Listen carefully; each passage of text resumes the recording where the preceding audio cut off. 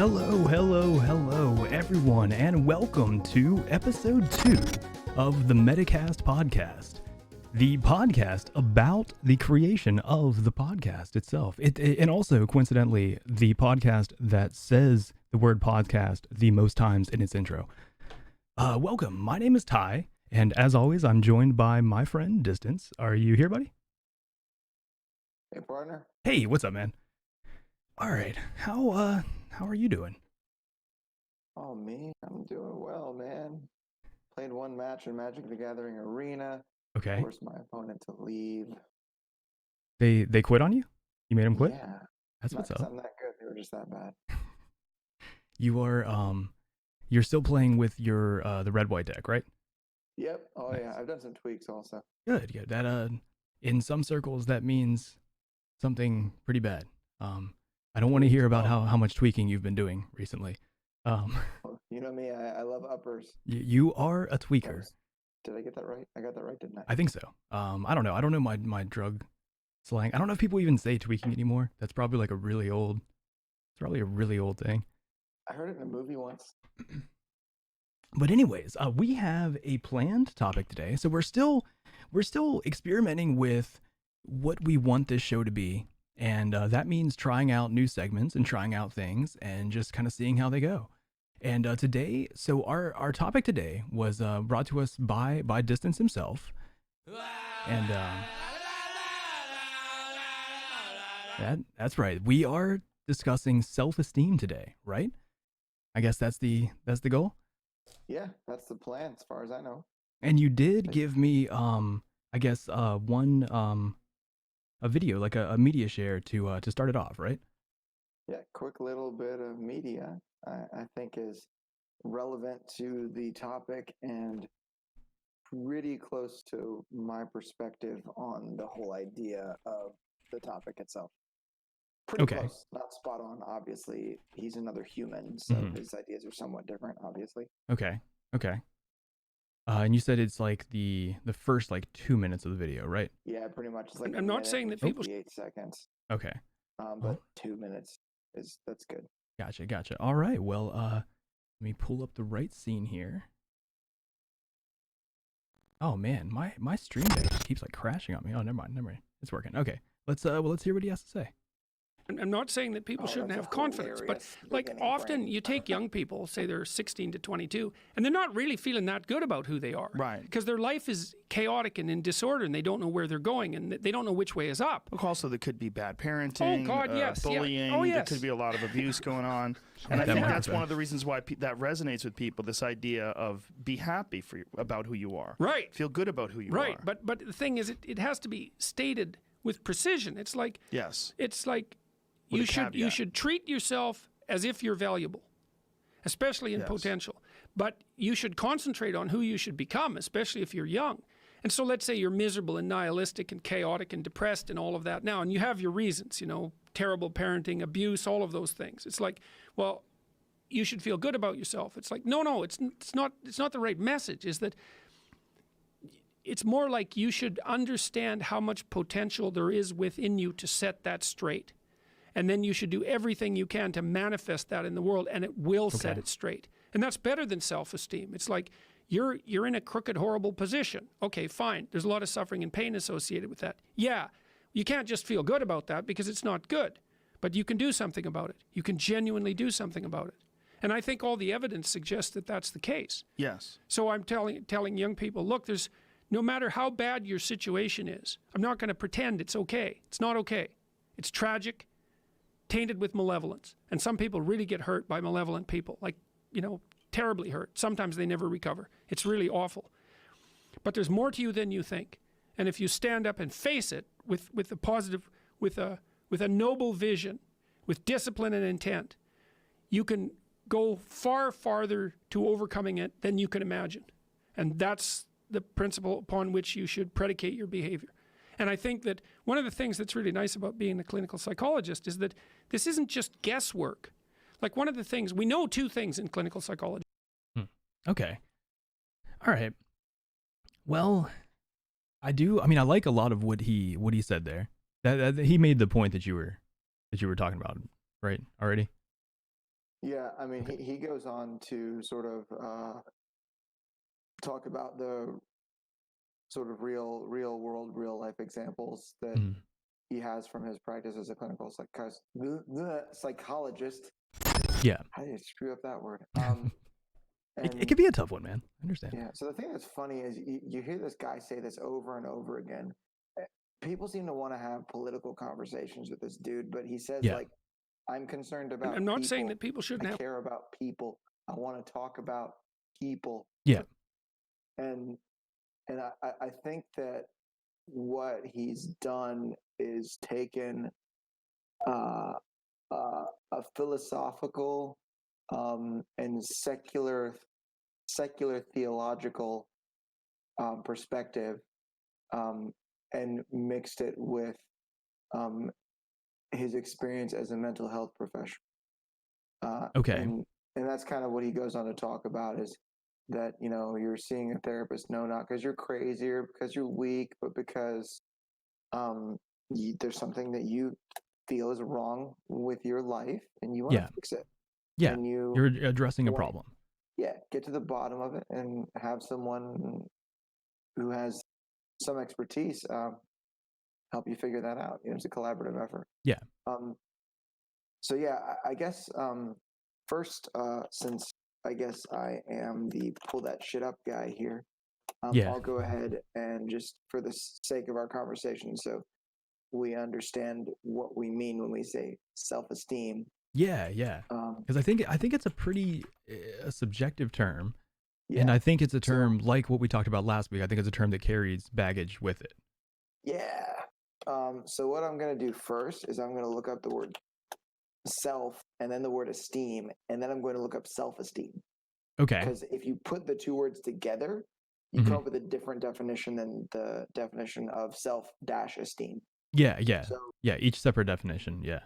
yeah. So the definition of self would be, oh geez, sorry, that's too philosophical, but we'll use it. Okay. Yeah. I was about to say this one probably gets deep, right?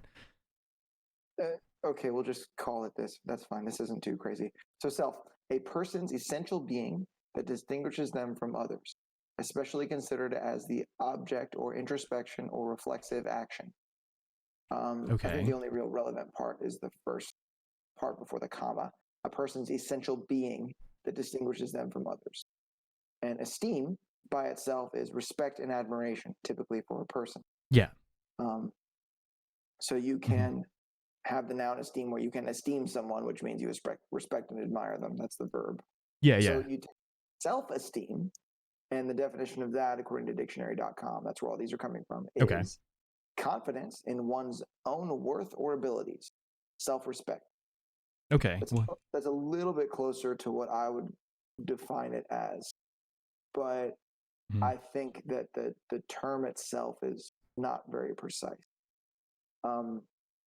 well, they definitely like both agree on one thing. So I guess like the first half of esteem is respect, and Right. both the definition of esteem and the definition of self-esteem included respect. So I feel like that's a part of it, like self-respect. Yeah, yeah. And then, but So self-admiration, I guess, it would be the extension of the just like definition of esteem. yeah, I mean, I would call self-admiration narcissism, but Yeah, I don't know if it's yeah, I don't know if it's something you want to aspire to do, is to admire yourself, right? Like you want to respect yourself, and you want to live a life, you need to give and yourself a reason to respect yourself. exactly, yeah, it's not just doing it for the sake of doing it. It's being someone that is worth respecting, right? Yeah, I mean Yeah. that's what I would say. That's my thoughts. Mm-hmm. I would like to point out, though, in the clip we just watched, Yeah. Jordan says something about, he says positive and then stop and says noble.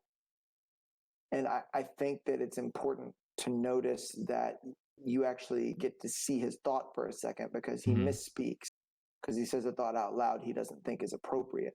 Gotcha. Yeah. So I did not positive catch would just that. mean, do what? I didn't catch that the first time. Yeah. So and I watched that the first couple minutes a few times, so I wanted to be able to pick apart everything he was saying, or at least have an understanding of it. So positive would be like, adjective here, consisting in or characterized by the presence or possession of features or qualities rather than their sorry, that's not exactly what we're looking for. Shoot, that's an interesting definition. Was it saying rather than their attributes there, or what? Where was that going? Huh. God, this isn't a commonly used definition, I don't think. Okay. I'll read it anyway. Yeah. This isn't the one that I'm using, but consisting in or characterized by the presence or possession of features or qualities rather than their absence. Oh, okay. So interesting. Yeah, that is interesting. So, I mean, we can just define I'll just use a synonym. Positive meaning good. But instead of just saying good, he goes further as to say noble. Yeah. And we'll use this definition here, I suppose. Having or showing fine personal qualities or high moral principles and ideals. Yeah. Because positive, I think, is too broad a term. Well, positive is very, I guess noble subjective too, right? Yeah. Well, yeah, to some degree, it's like, what do you really consider to be high moral principles? But yeah. I mean, the morality conversations for another entire week straight. And that's next week. No. That's how long it takes to discuss morality. It's so freaking, what's the word?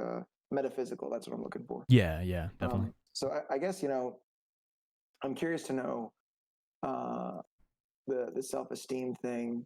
Well, first here, I'll disclose my perspective on this in my younger years. Okay.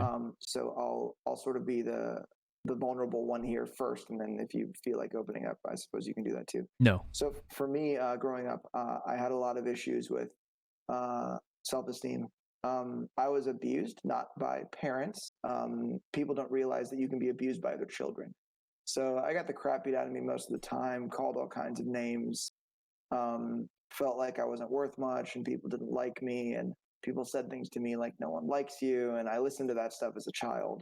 So growing up, I didn't really think that I was worth much, and I didn't understand how to make myself worth more. I didn't understand the ideas of changing or being a better human. And that was difficult for me.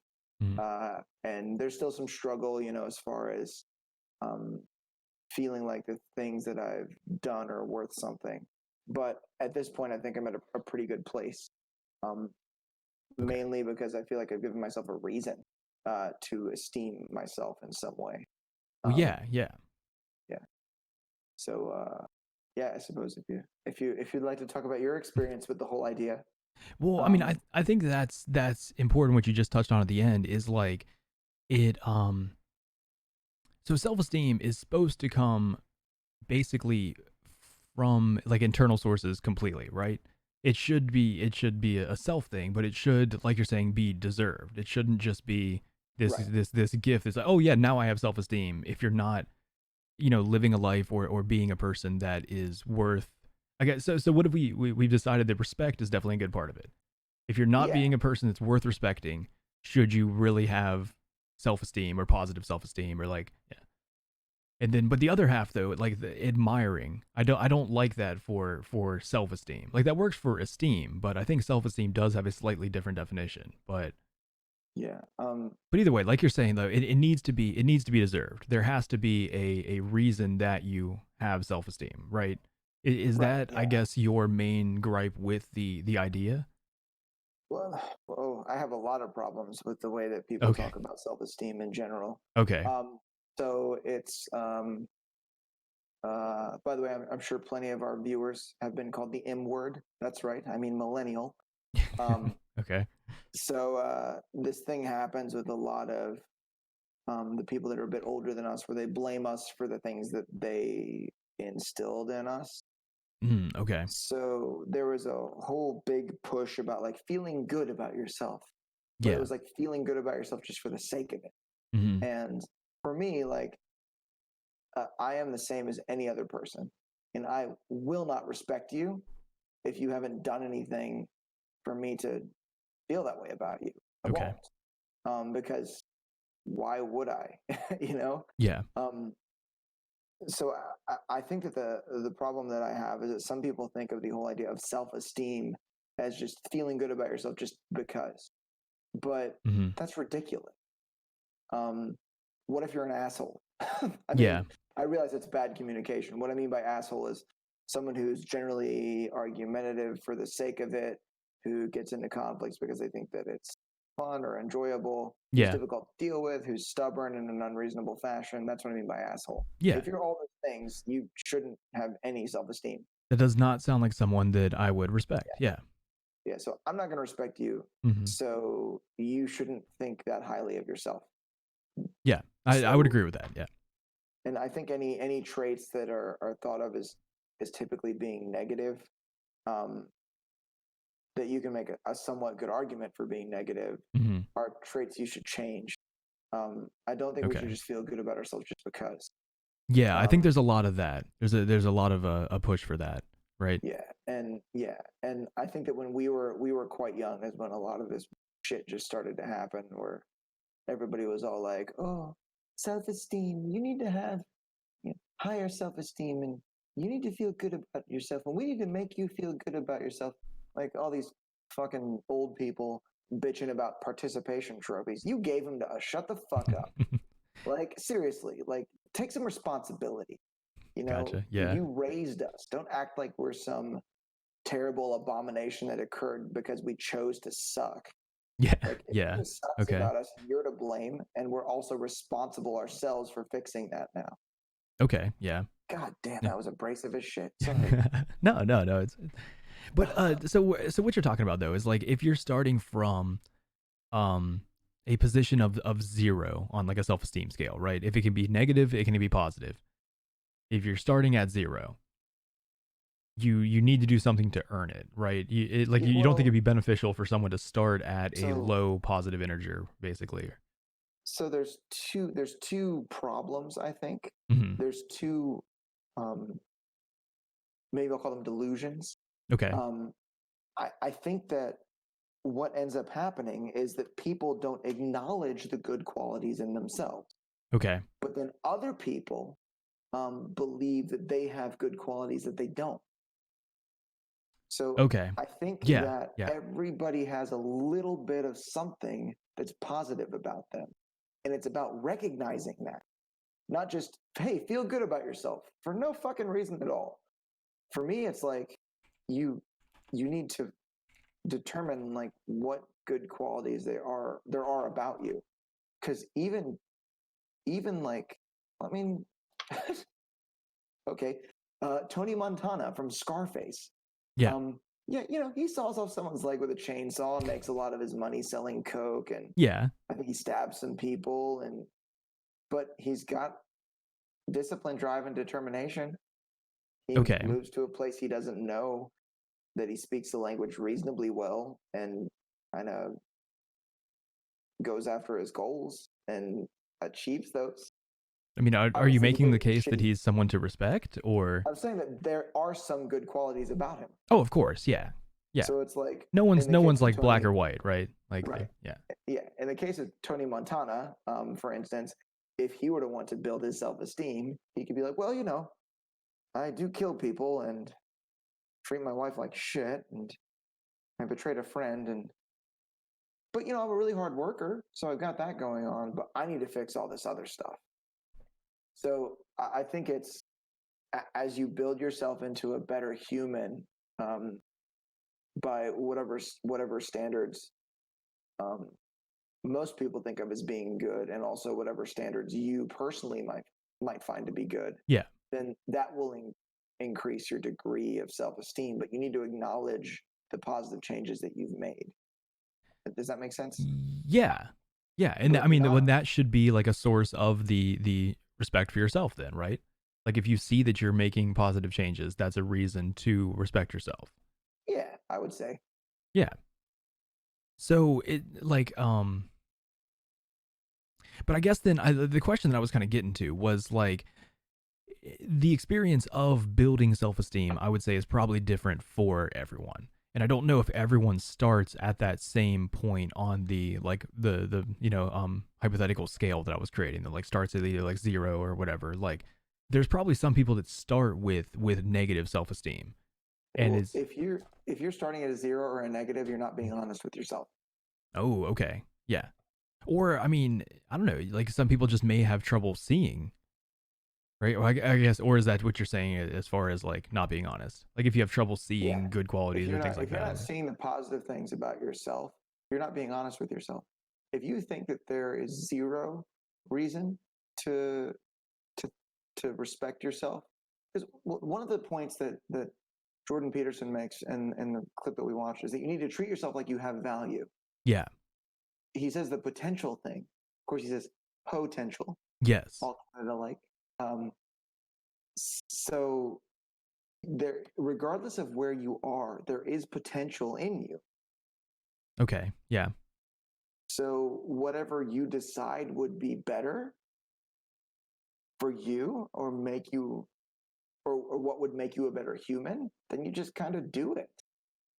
Okay. Yeah. I can see Then that. if you feel like you don't have a reason, you give yourself one.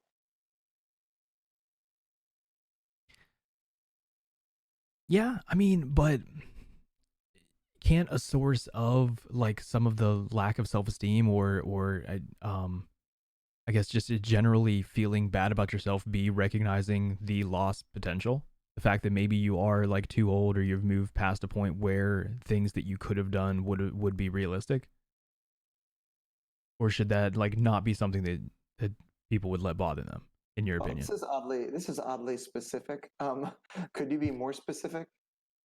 Uh, well, no, I mean, I was trying to be like specific to, I mean, kind of like my situation. Like I feel like a lot of things that make me feel negative about myself involve like recognizing things that I should have done, and that it's now too late to be on a path that would lead somewhere that I would want to be. I mean, for that particular situation, anyone that might be feeling that way, I would pose the question, what can you do right now about that? Well, like nothing in some cases. Yeah, so the answer is nothing. So like, why would you concern yourself with that?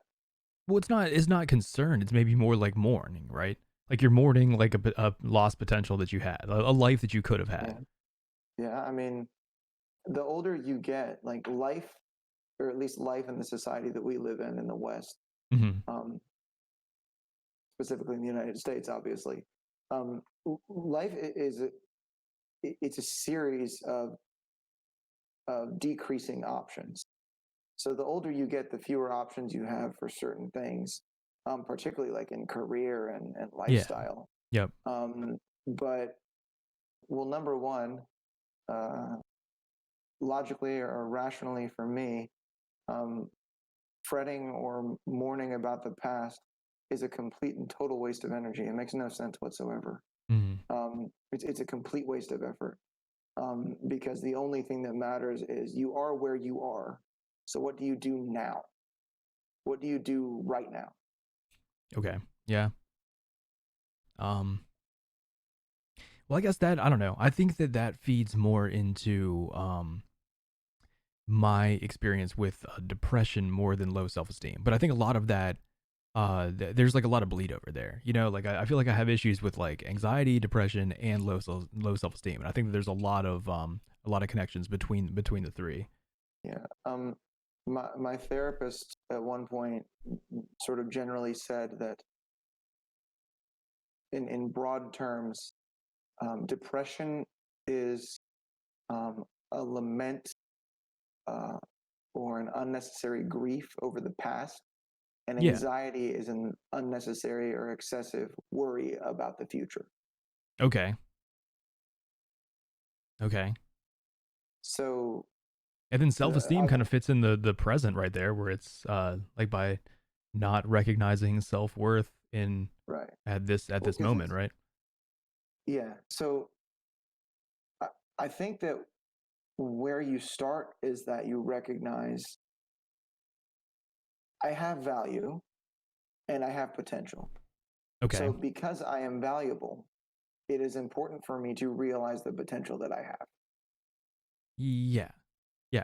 I mean, I would say that like, even though I have what I would consider poor self-esteem, I definitely recognize at least that much. There's like, I may not be satisfied with like what I'm doing right now or like where I'm at in my life right now, but there's, I guess, potential that I recognize.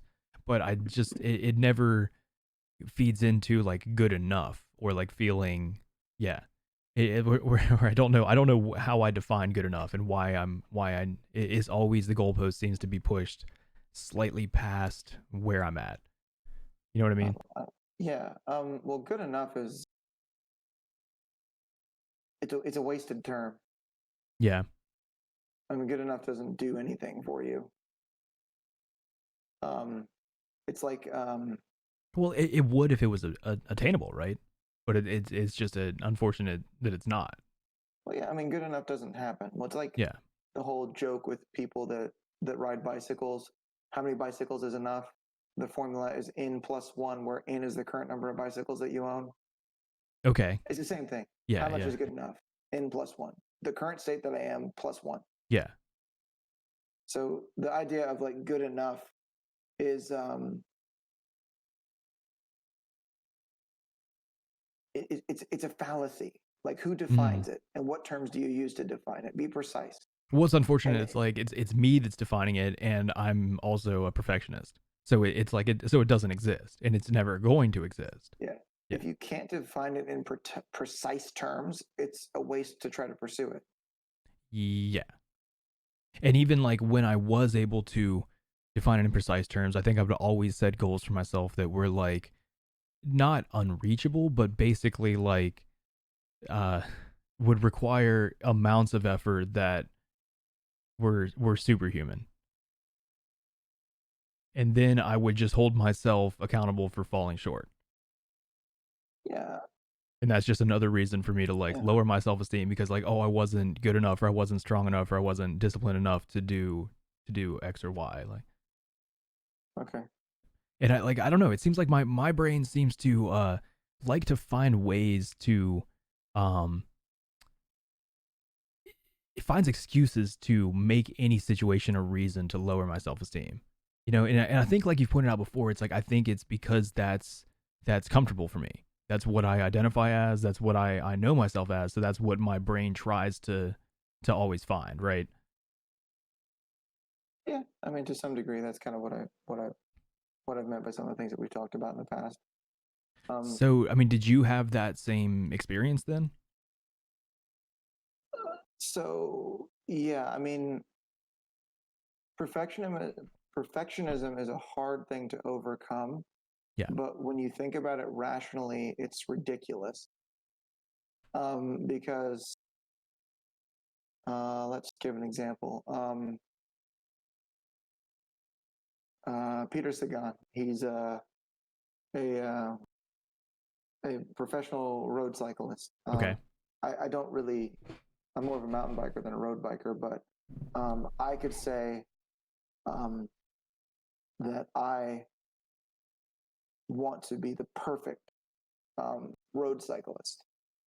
So I'm going to emulate all the behaviors of Peter Sagan or Chris Froome. Actually, Chris is not in the tour this year, or Chris Froome, one of those people. And then I'll be perfect. But the problem is even the best professional athlete at whatever sport in the world is not perfect. Yeah. Well, like perfect in that definite like regard is not reachable, right? But there are small perfection goals that are. Like you could never like I don't know if it applies to sports really. Like in my I don't have a lot of experience with sports, so it's hard. Why are you defending the notion of perfect right now? Well, I'm just because I feel like it's a point that needs to be made. I don't know. It's like there are some things that can be done perfectly. Like you could never be the perfect Magic player, but you can actually play a game of Magic perfectly, because there are a limited number of choices, and you literally could not make a single mistake. Well, you know what happens when you play the Magic game where you don't make a single mistake, right? You can still lose. Well, no, you finish and you say, "What now?" Yeah. Well, yeah, you could try to do it again. Like I would say that would make you a better player. Like it's not a realistic goal to be the perfect Magic player, but it could be a realistic goal to have a perfect game. And in the while shooting for that could end up benefiting you. So after the perfect match, Mm-hmm. why is there a motivation for the perfect match to happen again? Well, I don't know. I mean, that was just because of the question of like, what now? It's more like it's more about the journey than the destination. But if that's your Right. goal, I think that along the way you're going to, because you're focused on trying to make the best choice always and not making any mistakes, you're going to end up making yourself a better player. And it's like I think that same, I don't know if again like you asked a question that I think was really pointed in very well at the beginning that like why am I defending it? And is it because I'm a perfectionist and I'm trying to defend my notion of perfectionism? But I feel like there is like there at least could be a benefit to it's almost like what's the the shitty cliche saying like shoot for the moon, even if you miss you'll be among the stars or whatever, which is stupid, but it's like I think it kind of characterizes that where it's like if you're aiming for perfection, yeah, that's maybe not reachable, but it could benefit you in the long run. Yeah. And there's nothing wrong with aiming for perfection. That's always the aim of everything. Okay. But we need to also recognize the fact that it is unattainable. That's the whole point. Yeah, yeah. And that's I think where I have a problem. So just because there's a reason why we idolize people to do silly things like play a real-time strategy game or ride a bicycle really far, really fast, or throw a ball or kick a ball, you know. Well, it's things that we can't need do. To look up to. Yeah, exactly. But why? Why is that something we esteem? Why is that something we admire? Is it just simply because we can't do it, or? Well, I don't give a shit about someone who's amazing at football. I don't care. Yeah. But someone who's sick at StarCraft, okay, yeah, awesome. Let me watch you play. Let me learn from you. I don't give a shit about someone who's got a sick cross in soccer. I don't care. Okay. Because I don't play soccer. It's a football, actually. Well, yeah, right, proper football then. Yeah. Thanks, mate. But for the people that are interested in these types of things, like curling, no one gives a shit about fucking curling. Dude, you ever see that shit with like the brooms and the weird ball thing? There are at least 8 people in the world that care a lot about curling. That's true. Isn't that how many people play in a match? I think it's 2 teams of 4 is what I was thinking of. There you go. But yeah, that's the joke I was going for at least. But I don't know that much about curling. I don't care enough about curling to know that. The point is for the people that do care about it to have someone to look up to and have someone to learn from and to have an admiration for. And that is a way to help you with the example of the goal of what it is that you're trying to at least strive for.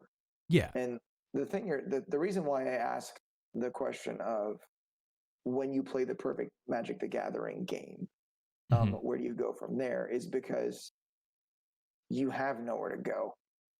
Yeah. You can do it again for the feeling you have from it, the dopamine hit, the adrenaline rush of it all. But that sounds a whole lot like an addiction. Well, I mean, but like I was saying, it's more about it's about the journey, right? It's about the goal is just to be a better player. The goal is not actually to play a perfect game. That's just a way, like it's putting a concrete goal, like you were saying, on. It's hard to just say I want to be a better Magic player. What's the metric I can use to really to measure that? The goal should be I should be the best whatever I want to be that I possibly can. Whatever amount of potential I possess, I need to be the absolute best that I can be with the limitations that I have. But how you eventually have to put like an actual metric on it, right? Because that could be very depending on how you make little goals and attain those goals. Okay. Because like depending on how you see yourself, it's really hard to say. Well, for some people, it's probably really hard to say I am the best this that I could be, and for some people, it's probably really easy to say that. And I don't know if either person's right. Well, the thing is there's no clear definition. Yeah, exactly. You just do it. Try as hard as you can. Okay. Well, okay. So like, I mean, I would say I am trying as hard as I can to be the best streamer I can be. I don't think I'm a good streamer though. But should I like, and I beat myself up over that. Are you saying that I should like, that should more be a source of pride, or do I recognize that I am, that I need improvement and I should work on getting better at things? How do you feel about the fact that that my skills in StarCraft have sort of waned a little bit? Like, how do you feel about the fact that I'm not as good as I was last year? Like, what are your thoughts, like, for me? Well, I would have to know, do you care? Or like, was it a goal of yours to be a better StarCraft player, or like, do you not really care? Okay. Well, you know that I like playing the game, and you know that Yeah. I enjoyed being good at it when I was. Okay. Yeah. Obviously, I'm playing shooters a lot more, Yeah. so I'm out of practice. But I mean, I'm decent, and even last year when I was playing a whole lot, I was really, really, really good. Okay. But I was still in gold league. I Okay. wasn't platinum. I wasn't diamond. Um, so I mean, what do you think about that? I was trying really hard, but I only made it to like gold tier 1. I don't understand the meta of StarCraft enough to know if that's good or not. I mean, I would Well, like. I'm saying, what is your remark? I'm not as good as as not as good as other people. I'm trying really, really hard to be good. Yeah. Was it good enough for you though? Or Like, Apex. you at least at that point, you felt like you were saying, you felt like you were good, right? Like when you were I'm talking asking about your opinion of me. Oh, well, How about Apex Legends? We play that together. You've seen the way I play. yeah. I've gotten better, but I'm not that good yet. I'm No, trying but really hard to be better at it, though. yeah, exactly. I think that, and I still like, I like playing with you because I think you're a few steps above me. So it gives me someone that's like, it's not like when I play with someone that's like a lot better than me, you know, I feel outclassed versus like, I like playing with someone that's just slightly better than me. I think that's the best. Yeah. I don't Well, I know. mean, to be fair, you have a hell of a lot more kills than I do. I think total if we added them up. But I mean, what are your remarks? I mean, what is your advice to me? Your remarks on me not being that good at Apex yet, even though I'm trying really hard. Well, see, I don't know. Like, You have to understand my point. I know you understand where this rhetoric is going. I do, and I don't know why for other people, like the metrics are okay. Like it's not, you know, it's like for you, it's not like you're doing very well, but for me, even though we're progressing like alongside each other, we've been playing for similar amounts of time and stuff like that. For me, it's not. I'm not good enough for myself, and I don't know why there's a divide in the Yeah. So I don't know. I get it's interesting. We've made this conversation quite personal, sort of generally about the idea itself. But hopefully, the personal remarks can be.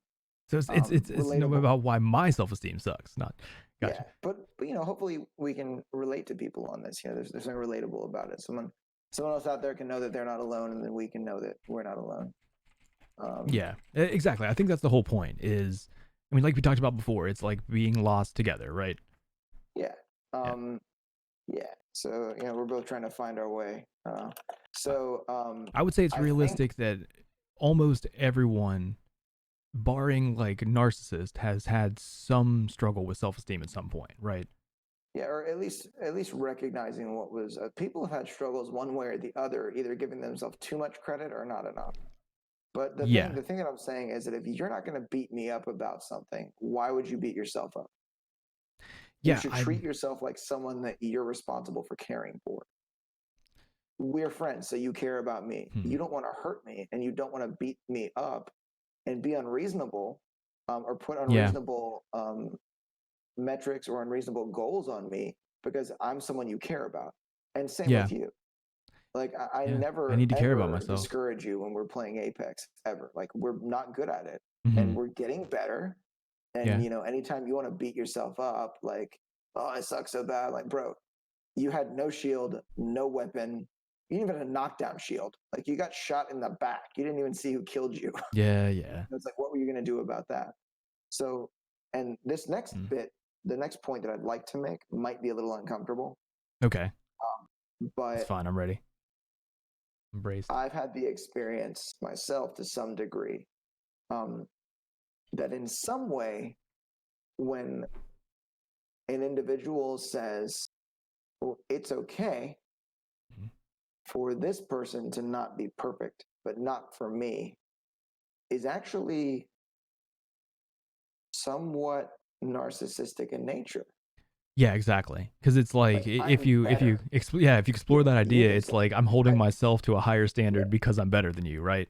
Like and it's like, you know, the idea that you should be better, the general you, not you in this case, but that, you know, I should be better because this is me. You know, other people, what's the word,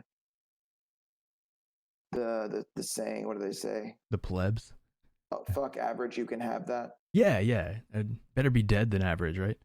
Yeah, like stuff like that. And I like that it can help other people to maybe strive for something better than where they are. Yeah.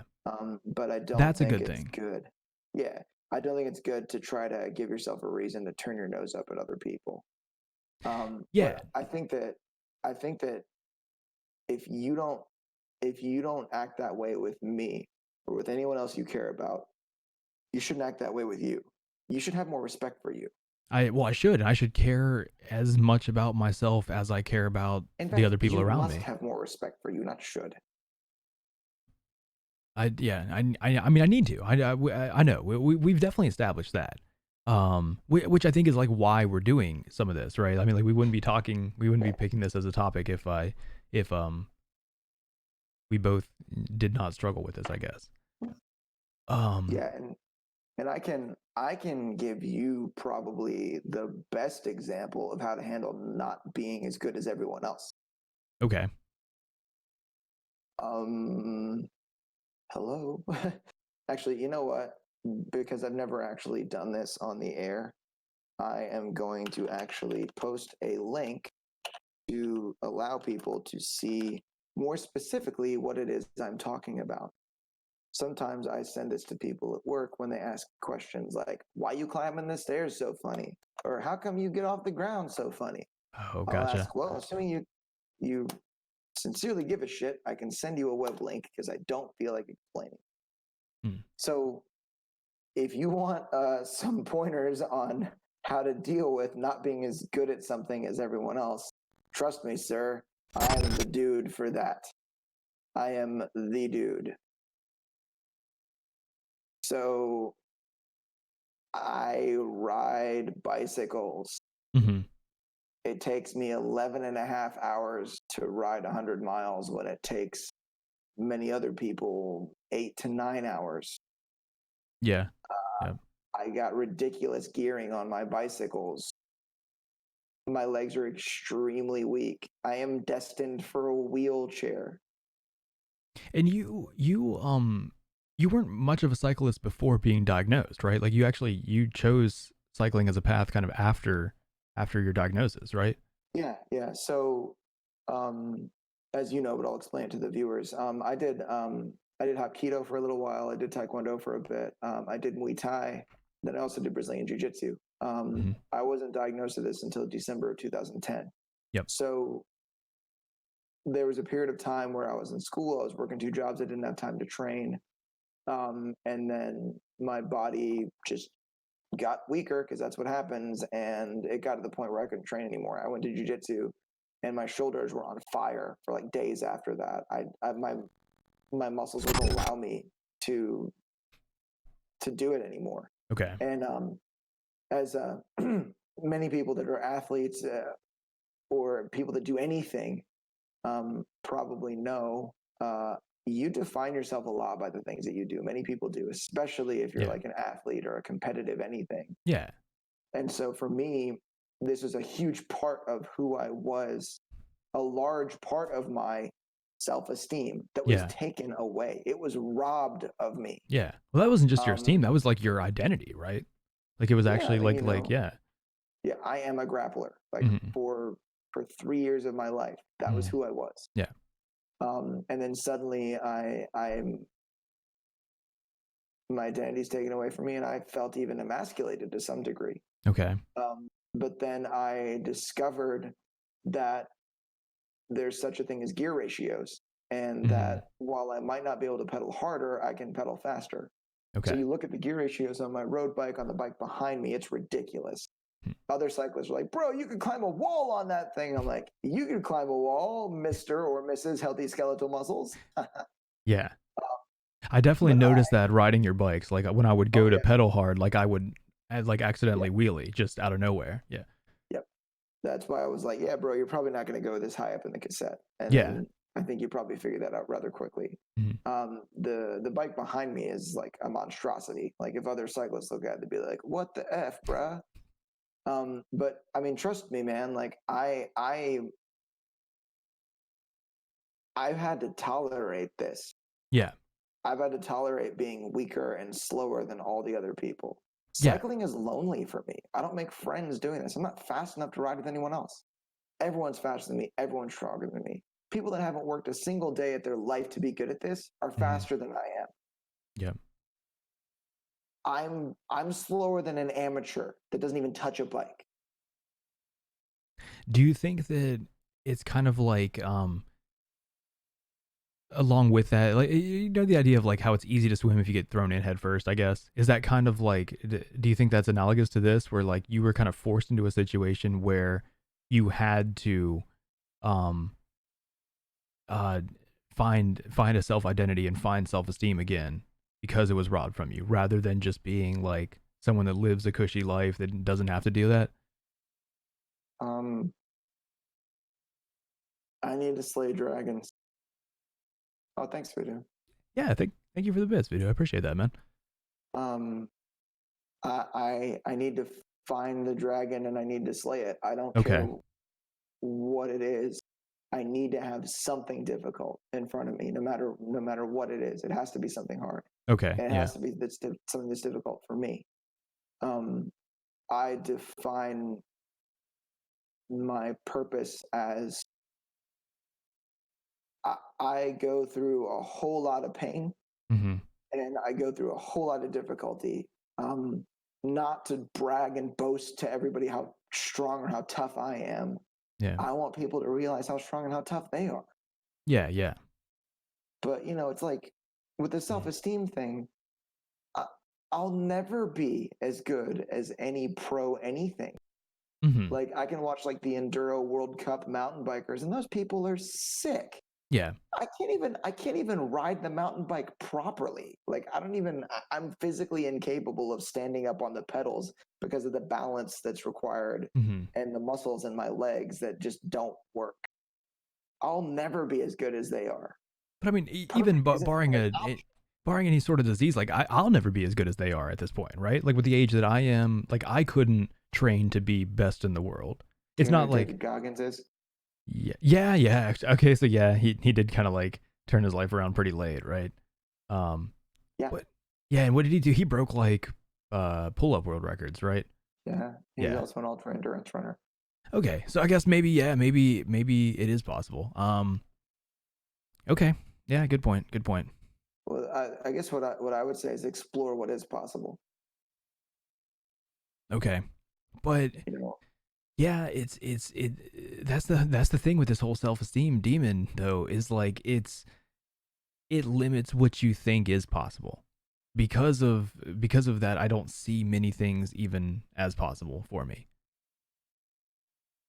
You just got to be crazy, man. Is it like, does it come down to a Nike thing? Is it a just do it? Like as cheesy as that is, like, is that really the simple answer? Kinda. Pick it and go do it. Because there's a lot of facets that have sort of come up in this conversation. I think that the number one thing is to acknowledge you have some value as just existing. Acknowledge that you have potential and value yourself enough to fulfill whatever potential that is. So for me, I'm never going to be Lawson Craddock. I'm never going to be Chris Froome. I'm never going to be Peter Sagan. I'm never going to be Danny McCaskill. I'm never going to be any of those people. But I can be the absolute best that I am. And whatever potential I have at the present moment, I will fulfill that. It will happen. I've told you before. I mean, I hate road biking. I despise it. It's monotonous. It's annoying. It's exhausting. It's just pedal, pedal. Yeah, I don't understand pedal, how people pedal, like it. I don't get it. pedal, pedal, pedal, pedal. I don't know that anybody really likes it that much. But for me, I intended to fulfill every ounce of my potential. Like I'm Okay. planning on going to Washington, D.C. next year to do a 200-mile bike event. Jesus, and the goal dude. is to pedal until I can't move. I want to collapse on the side of the road and not be able to move on my own. That I is want to know exactly where the limit is. okay. I mean, what if your limit is past 200 miles though? Are you like? Well, then I'm going to be really pissed off because it means I got to go further. Are you going to get? Okay, so like, real hypothetical situation. If you finish this 200-mile race and you haven't reached that point, are you going to keep riding that day, or are you going to stop? You're not going to keep riding, right? Like you would stop at the 200 miles because that was the goal, right? Or yeah, I'm going to be like, oh, that was awesome. Oh fuck, that'll be it. Because at that point, I would have only trained for that far. Yeah. So I mean, that's what I intend to do. The longest you've ridden at this point is 100, right? Or have you gone past that? Yeah, 100 is the furthest that I've ridden. Yes, that's true. Okay. So how do you then see a lot of what you're saying is like basically what am I trying to say? Like that it's recognizing that you're good enough for yourself. It's not comparing yourself to other people. It's not like saying like, oh, I'll never be good enough to be this elite level or things like that, or I'm not good as this pro. It's just that you're good enough for yourself. How do you get to the point where you can accept that though? Just stop fucking worrying about it so much. Okay. It's irrational. Like you just have to think about it in a fashion that's purely logical. I mean, yeah. You won't be that good, and that's okay. Mm-hmm. Well, yeah. I mean, that's not what detracts me. I don't like get stuck on like, oh, I'm not as good as some pro or anything like that. Like that's not where I am. But it's the perfectionism maybe that makes it so difficult to be good enough for myself.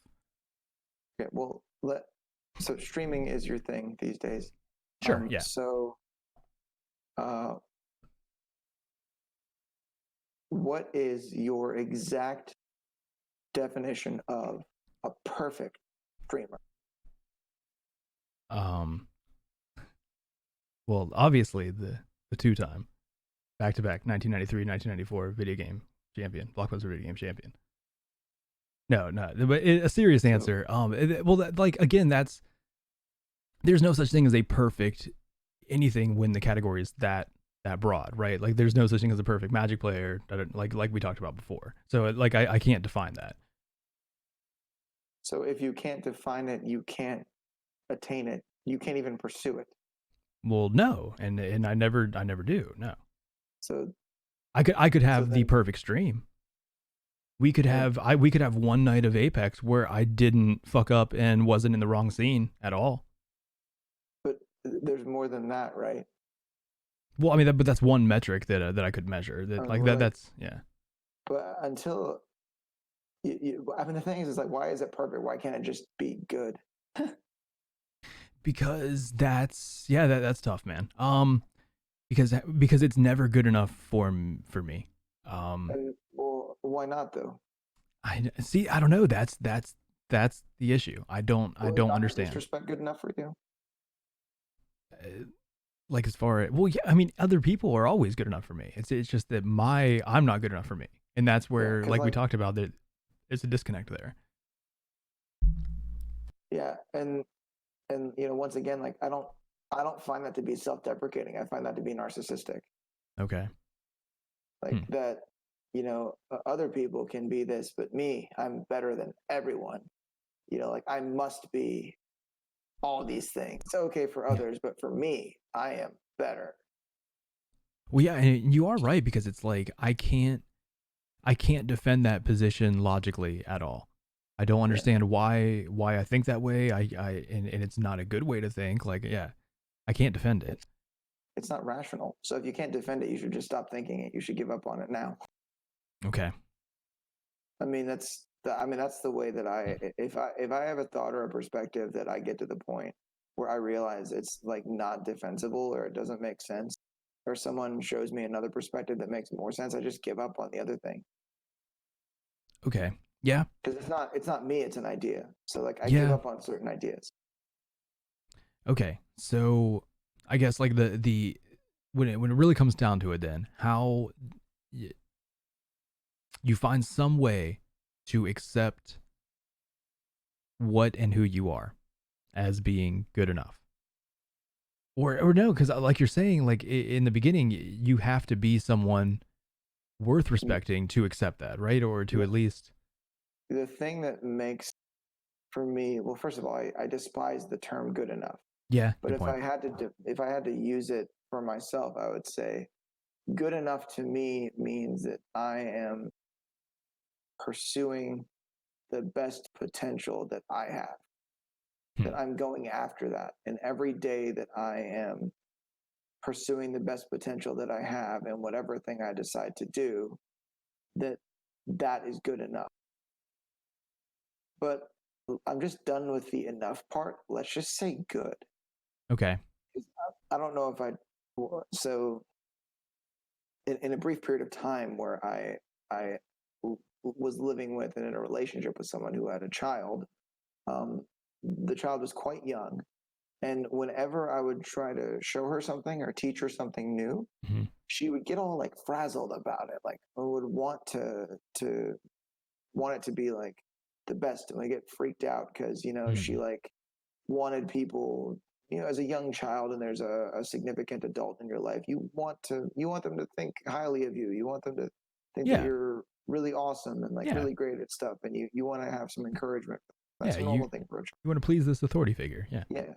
So she would I was showing her how to like beat some eggs one day. Like we were making eggs and I was like, here, get on the step stool. And she starts like freaking out.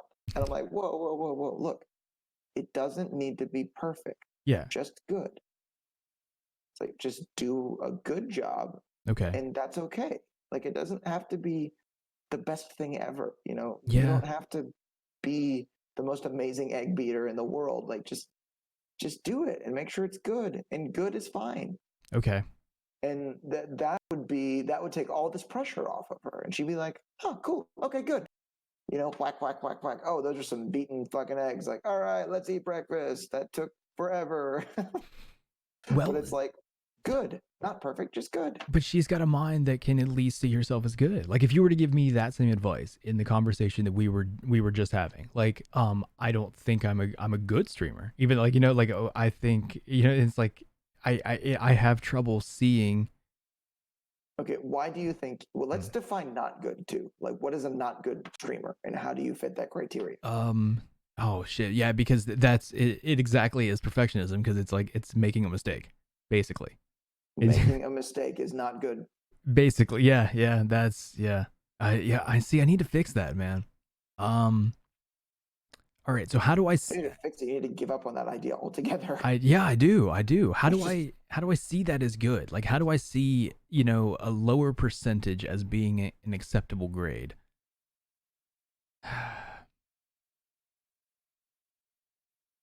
You know what I mean? Like, were you not, like, in school, were you not pissed when you got less than 100 on something? Like, was that, like, does it not bug you if you get, like, a 95 or 90? You know what I mean? Like, that's good enough? Or, like, I guess you don't like the term enough, but that's good? I didn't really care that much. I mean, I started to sort of have some kind of enjoyment, I guess, of school or of learning, maybe my junior year in high school. But before that, I didn't care. I just wanted to pass the freaking class. Okay.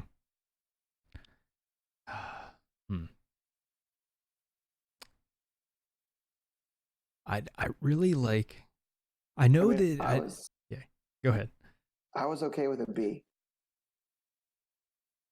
I need like a full C or I'm not satisfied. Dude, I have an Indian dad. If I was okay with a B, then no one was putting any pressure on you. Yeah, yeah. So Okay. my dad would be like, why isn't that an A? And I'd be like, fuck you, Dad. Fuck you. Not really, but I didn't say it, but I would kind of think it. See, I think like both of that, yeah. Because I recognize perfection as being unreasonable.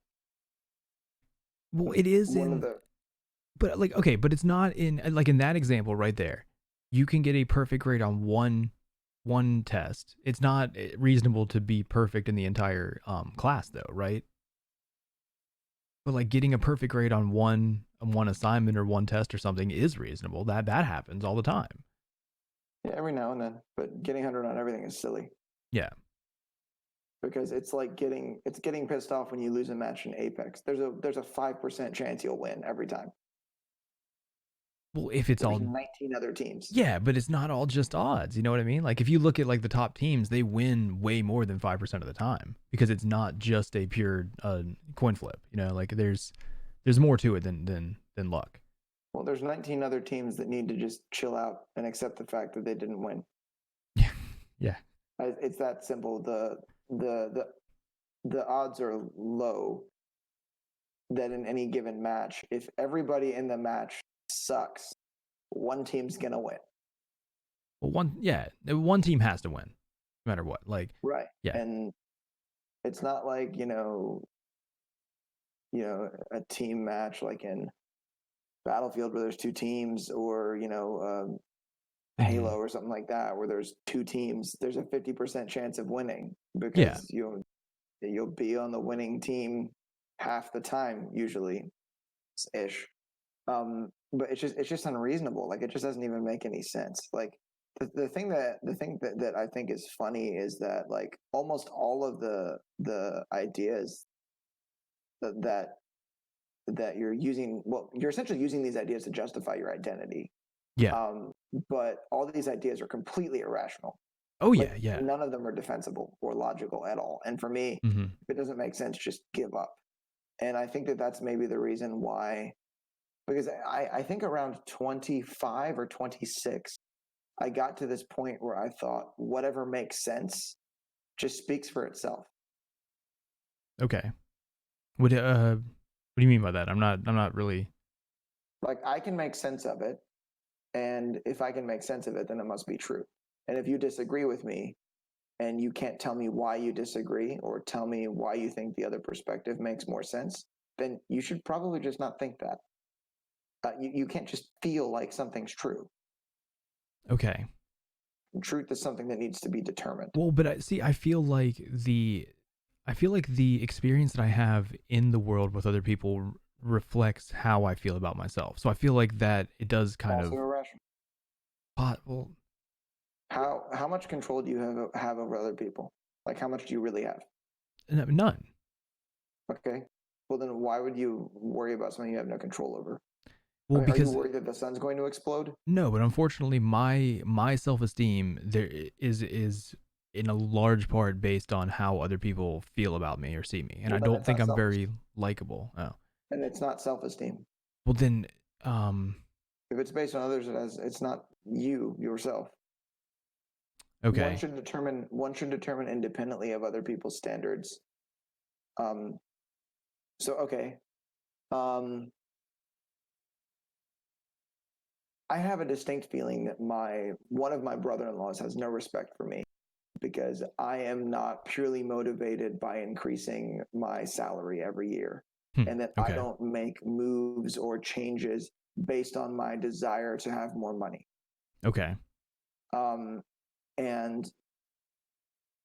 for a long time in my youth, my early 20s in particular, I allowed the thoughts that my family had of me to determine how worthy I thought I was. But then after a certain period of time, I realized I don't even live by the same standards as him.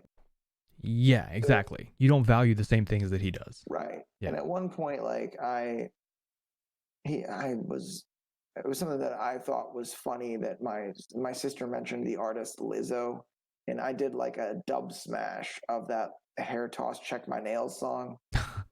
And I wanted to show my sister because I figured she'd think it was funny. Yeah. And my brother-in-law said something about like, oh, I don't want to see that.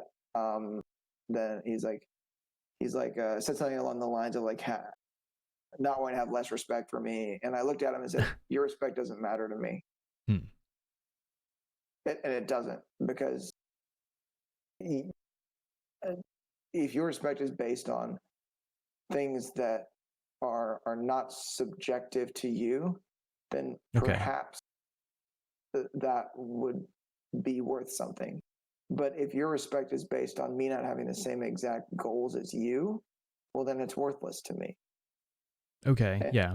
arrogant to think that it matters, because it doesn't. Okay.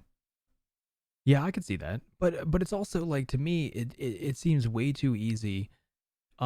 If you take that, like that mentality and expand it, it seems way too easy to get in a vacuum where all you're concerned about is how you feel about yourself.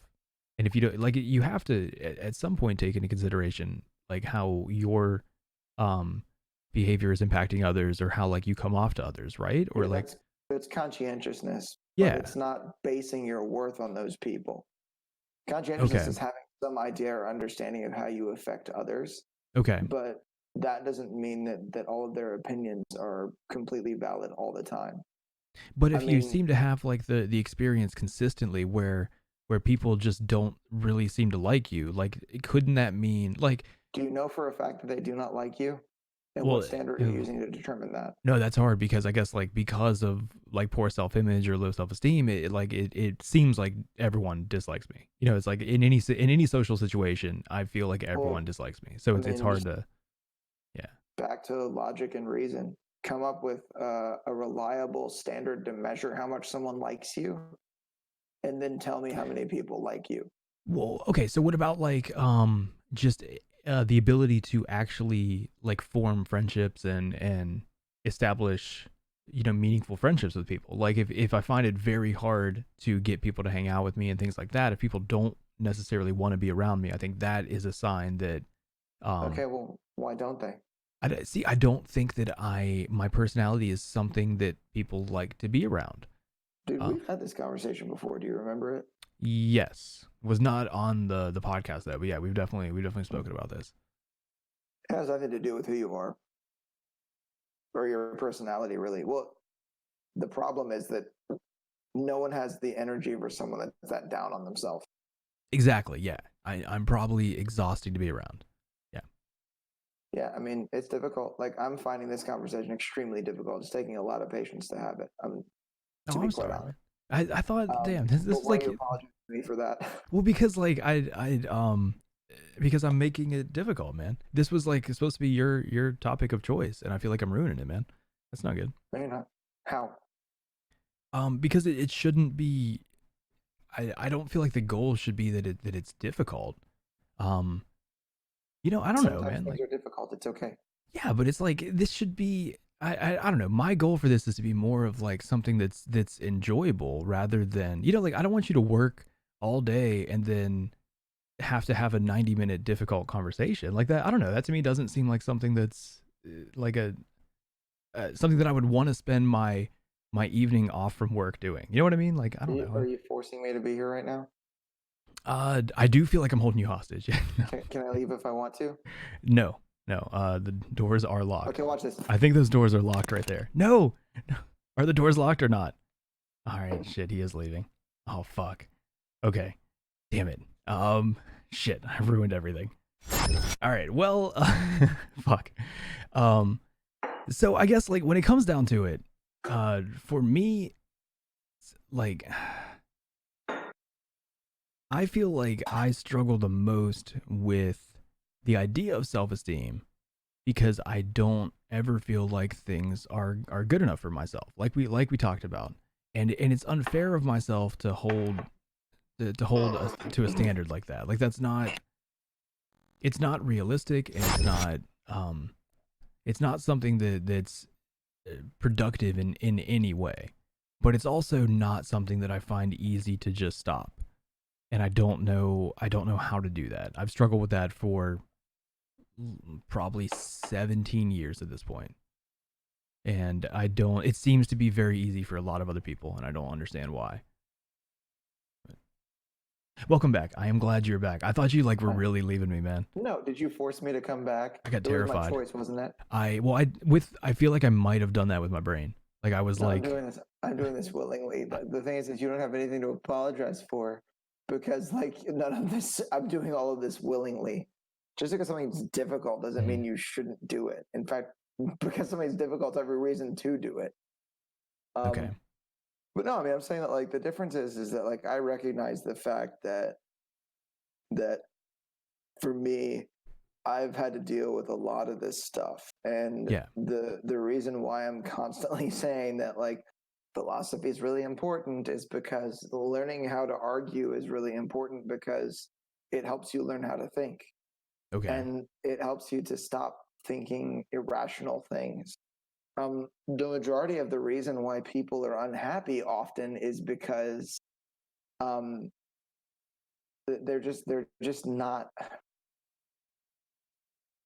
not being realistic about what's happening. Okay. And the point I was trying to illustrate by getting up and walking off is by saying you're actually not forcing me to stay. If I want to get up and leave, I can. It just so happens I kind of wanted to get another beer. Well, I mean, I know that, but at the same time, I don't know if everyone else is like me, but I do things that I don't want to do a lot, and that doesn't mean just necessarily just because you're free to leave doesn't mean that you're enjoying this, or you're saying what kind of things you do that you don't want to do? I don't know, all sorts of things, man. That's a tough question. That's a very open-ended question. I mean, for instance, I've been on the other end of a conversation like that, where it's I'm having the conversation with someone because I guess I recognize that they want to have it or it's beneficial for them. And if I'm not enjoying it, I'll stick through it because I feel like the benefit they're getting out of it is worth more than, back to the value thing. You should value yourself more than that. I don't talk to people that are a waste of my time, but that doesn't make me a bad person. Well, but you should recognize that you are valuable, man.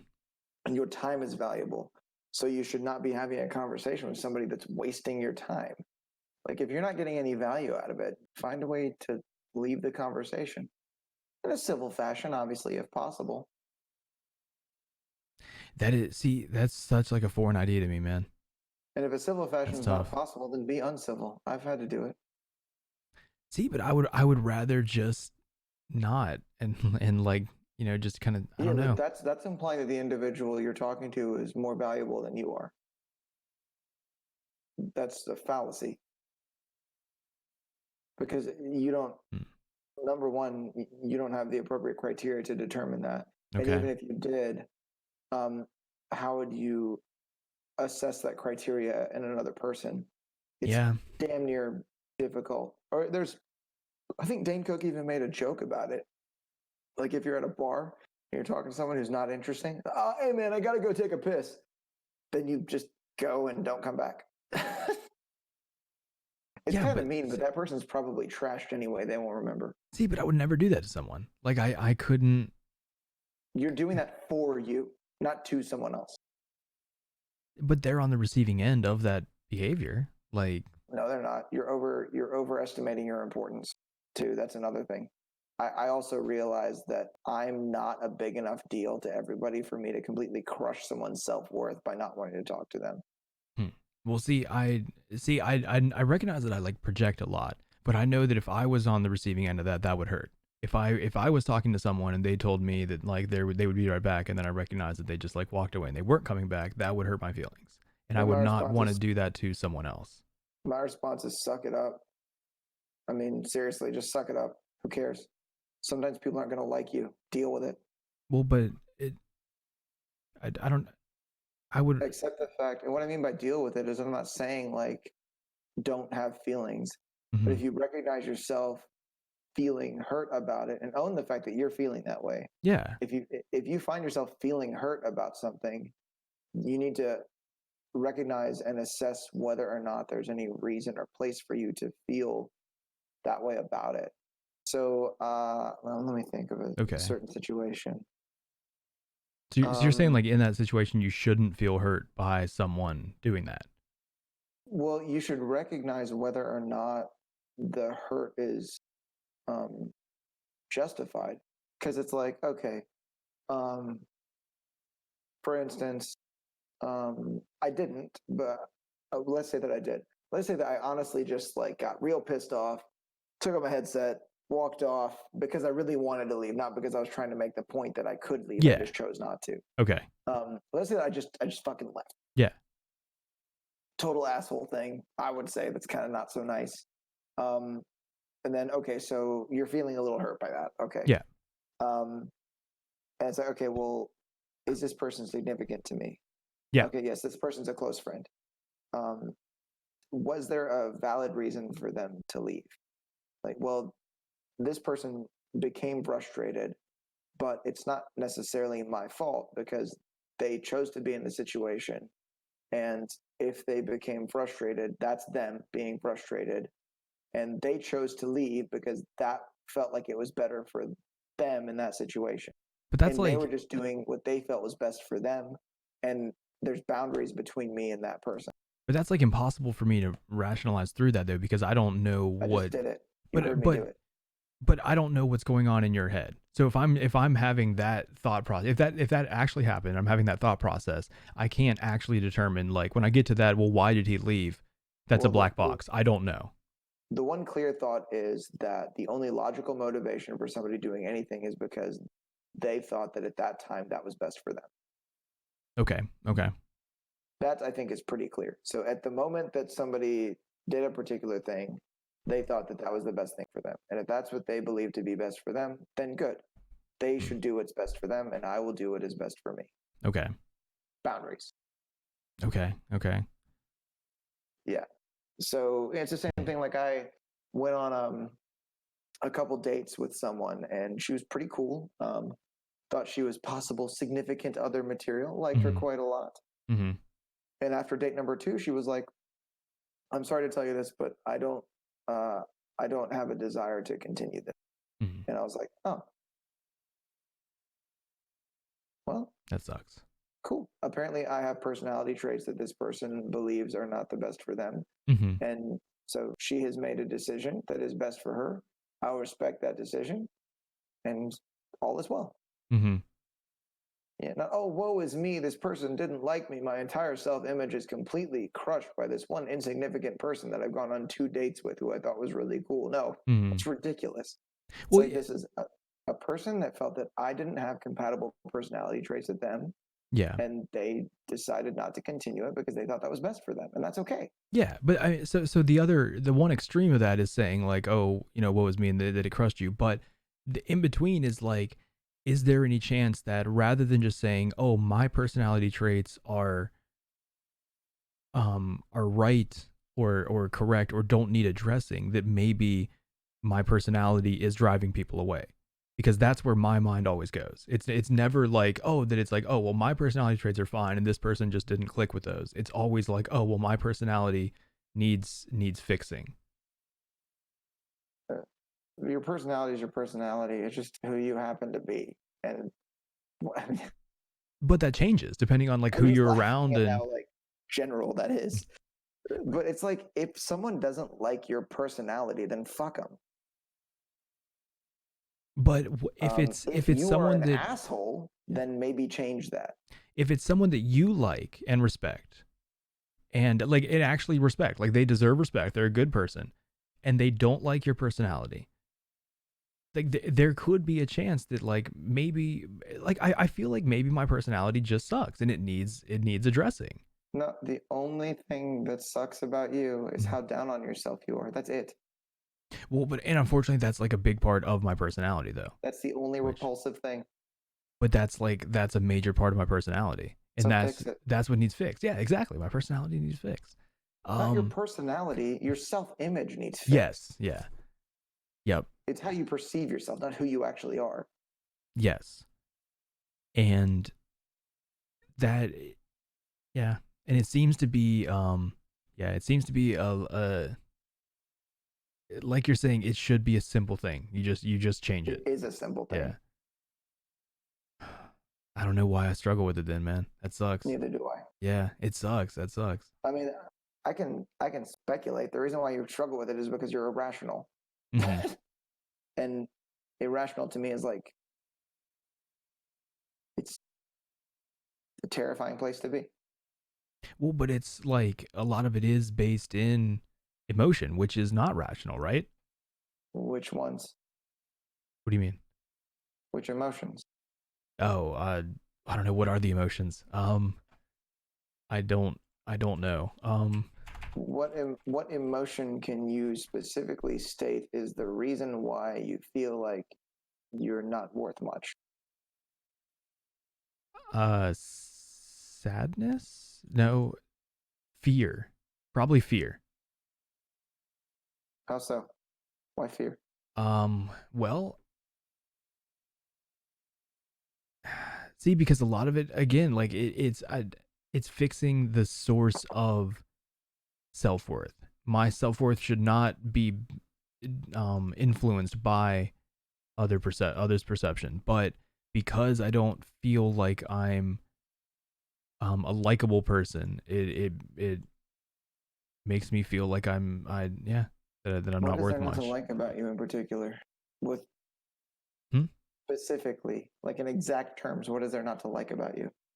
Well, like we talked about, like no one wants to be around people that are down on themselves like me, like feel like me. We've established that. Well, what else though? I feel like I'm like annoying. Like I feel like my sense of humor or personality, like the way I talk, is not likable. Yeah. I feel like it like rubs people the wrong way. Like it's off-putting, I would say. You know something I say to people a lot? What's that? I say, if you want me to go away, all you have to do is tell me. Okay, yeah. Sometimes I have an idea that I'm annoying too, but as it turns out, the fact that I talk a lot isn't objectively bad. Some people like it, some people don't. If you like it, cool. If not, okay. Okay. So it's like, I realize that when I say this to people, I'm making the assumption that they might want me to go away. But other times I say it when someone's kind of being sort of nasty. If they're being mean, then I'll be like, well, hey, look, if you want me to go away, all you got to do is ask. Gotcha. Like, yeah. well, I don't want you to go away. It's like, well, then why are you being so rude? Yeah. You know, it's like, I'm confused by this. It's a good like icebreaker to kind of get to a pointed question like that you know makes it a little easier to transition into, right? I don't need an icebreaker. Gotcha. It's just coming out and saying that, so then that way we can establish whether or not they want me to leave, and then if they say no, then I try to determine why they're acting the way that they are. Gotcha. Okay. Okay. I don't know if that even made sense, but you know, it's very simple. Just be rational about stuff. Like just question things. Okay. So, what's annoying about you exactly? Just your sense of humor, or is that what you said? Just like my whole personality, demeanor. Yeah, like which I think sense of humor is a part of. Yeah. Just okay. like I mean, the way I would behave in conversations or in speaking. Like, yeah. Okay, but I mean, some people probably like that. Well, I'm sure, yeah, but I mean, some people like Brussels sprouts. You know, it doesn't mean that it appeals to many people. Like, okay, well then, you know, one thing that I've said quite often is I think that the people that dislike you oftentimes dislike you for the same reason the people that like you like you. Yeah, it's okay. Unless you're an asshole. But unfortunately, see, and I don't know if it's just the lack of amount that I put myself out there or try to meet people, or if it's just actually because of who I am. But it's like I feel like the list of people that dislike me is way longer than the list of people that like me. And at some point I feel like it, like I was trying to say earlier, it's like I feel like just saying that that's their problem is almost being blind to like, maybe it's me. You know, like, I don't know. I feel like it, like, Ryan, can you make those lists for me? No. No, make them and email them to me. I'm not kidding. You can't just say that. All right. Yeah. All right. Then I'll work. No. I've got way too much shit that I'm already trying to work on. There's no way that I'm going to spend time doing that. No. And we're going to determine why each of these people dislike you and why you think that. I really don't think I'm putting my time into that. That's that. Do you think it would actually be beneficial, or like, are you just saying that like tongue in cheek? But no, I mean, I think that would be beneficial because you'll realize that it doesn't even make sense, that your assumption is baseless. You don't even have like a good standard to base it on. Probably, you would find out that it's like a waste, and there's no appropriate metric for it. Okay, yeah, yeah. And the thing is that like, if some people are less appealing to other people in some occasions. Yeah. And sometimes that same person can be appealing to a different individual. So it's like, yeah, some people don't like you. Fine.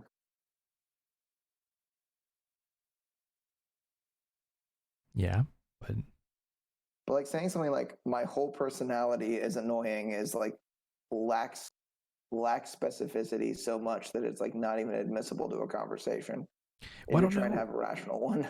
I guess I don't know what the like I guess the term personality is not really what I'm going with. But I mean, have you never talked to someone and just like the way they talk just bugs you? The way, you know what I mean? Like that maybe I'm just an asshole, but that happens to me sometimes where it's like you'll like there's something about a person that it kind of, you can't really put your finger on it, but they just kind of irritate you. Yeah, that pub that we went to like a couple weeks ago. Yeah. At that same place, there were two people on a date, mm-hmm. and one of the people had this wicked squeaky voice, so squeaky mm-hmm. you could hear it from across the bar at any point in time. Okay. And that was just like, oh, but that's even something you can put your finger on though. Like that's the voice. Yeah. You know what I mean? Like it's more like a demeanor they have, or like a vibe you get from them that for some reason is just off-putting. Yeah. Not really, because usually I can determine what it was that was off-putting to me. Okay. Yeah. If it starts out as I'm not really sure, that it becomes, oh, I think I see it now. Well, okay, so like for me, I guess more specifically, the like it's not just this, but like the constant like dad joke type of humor, the cheesy, that like I feel like I'm like that's annoying. I feel like that's my go-to safety blanket of like when I'm feeling awkward. I feel like that's my shell that I like, that I go to, and I feel like it's off-putting. Hey, just off-putting again. Thank you for the bits, Voodoo. Off-putting. That's perfect. If you think that's off-putting, then maybe you should stop. But if you think that, if you really, really believe that that's an off-putting kind of thing, then maybe stop it. But like we talked about before, I don't believe that there's anything objectively bad with it. I feel like it's just doing it. Say what? Then keep doing it. Okay, but then, but if it's something that I feel like is fine, like there's nothing wrong with it, but it pushes people away, is it worth changing how you act to conform to how other people I think maybe the question is, why are the dad jokes your go-to? Oh, I don't know, man. It's like, just like the cheesy jokes, dad jokes, puns, like just. It has nothing to do with the fact that your dad has been making jokes like that since we were like 10. I think everyone's dad makes jokes like that. I think that's why they're called dad jokes. My dad doesn't. The internet didn't name them after my dad. They're called dad jokes, or you know what I mean? Like maybe your dad's the outlier, but. I had a conversation with what? Oh my God. Next time, you know what, Ty, your go-to should just be, if you're feeling uncomfortable, just be like, dildos. No, actually, I remember this moment. There was, okay, so do you remember a ludicrous song where he says, girls go wild and pull your D's out? Yes. Okay, yeah. We were discussing that line, and my dad didn't get what D's were, and like they're obviously D cup breasts, but like his guess was dildos. It was a good moment. Will was there for that. Every now and then he has something kind of just comes out of fucking left field, some crazy shit. Yeah. But I mean, the thing is like, you know, we all pick up shit from our parents, and Yeah. that's always been his kind of humor. But it's not necessarily you are a dad. I think it's a type of humor of a specific group of people that grew up in a culture at a specific time. I don't necessarily think it's like if you are a dad, you make these jokes. I think we just called them that because those people were our dads. Okay, yeah, gotcha. Because, you know, like, if dad jokes are jokes that dads tell, then apparently sexist, misogynist jokes are dad jokes, because I've heard some dads tell those. Hey, that's locker room talk, man. We don't need to get into that. Oh, yeah. Sorry, forgot. Should get in the locker room first. Politics is for another episode. But I mean, it's like if that's your go-to, it's like your dad's always had that kind of humor. Yeah. But his delivery is a lot different too. Gotcha. It's situationally, it's a lot different. So is it like, better, worse, or just different? It's better. Okay. Is mine like too dry, or what's the problem with the delivery? I don't know. Delivery is a hard thing to define, really. It's just sort of like his timing of it. The thing with that type of humor, it's not intended to be funny. It's intended to be cute. Yeah, or like induce a cringe almost. Like you'd rather get a cringe than a laugh, or a groan than a laugh, right? Yeah, the timing of it is somewhat different. And the type of thought he puts into it is different too. And I think that it's clear. Like when we were kids, like, hey, what are you trying to do on your skateboards there? Just trying to learn how to ollie. You mean a folly?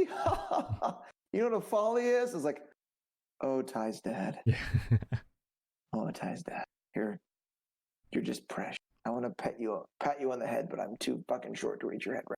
Yeah, see, I'm still an adolescent. Like I hate that joke, but I recognize that that's a joke that I would make, and that's why I think I'm off-putting. Like I think that's why I think my vanilla pudding is off.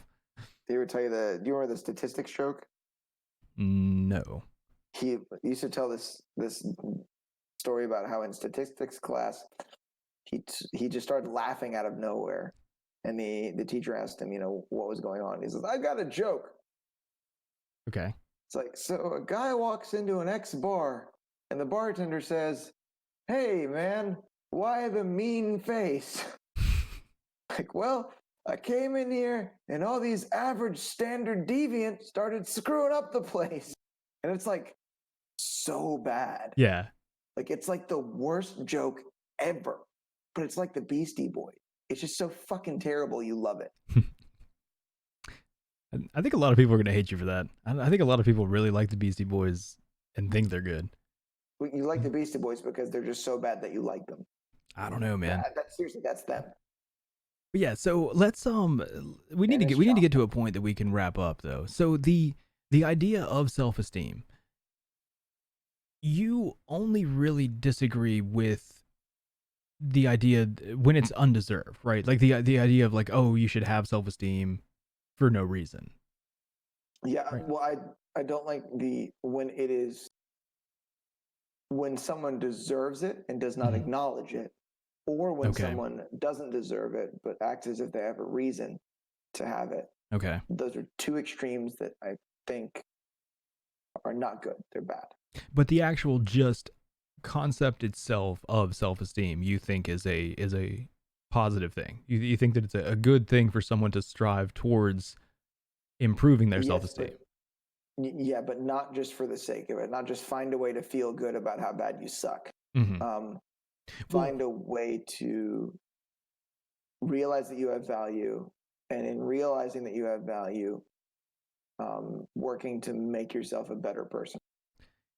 And then acknowledging those improvements in yourself. I mean, if they're at all taking the idea of self-esteem seriously, then you can't just have self-esteem and not deserve it, right?